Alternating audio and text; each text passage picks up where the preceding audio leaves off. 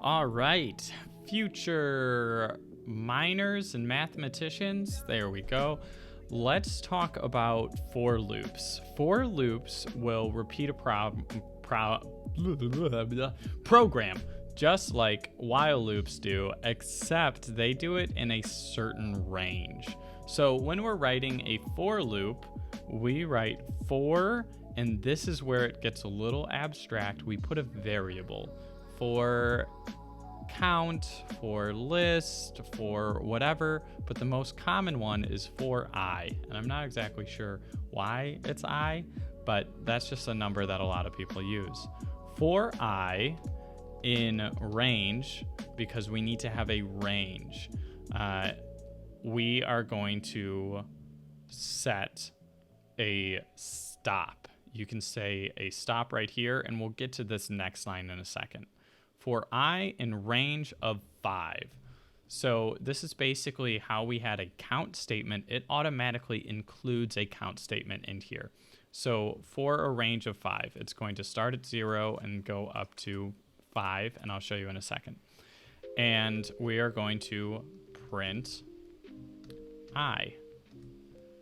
And now when we run this, I will not forget my colon this time.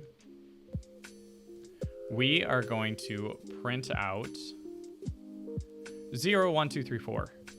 Computers start counting at 0. Python starts counting at 0. So that's why we get 0, 1, 2, 3, 4. So that's how many we have in range. If we change this range to 10 and we run this, we are going to get up to 9. And that's how this works. So now for loops are really good at sorting information, indexing, and getting an answer that we'd like. So in this range, so for I in range of 10, I want to switch this up. So let me go back so I get the little pop-up window. So when you do range and you put here, it gives you this queue where you can use 3, where you can have a start, a stop, and a step.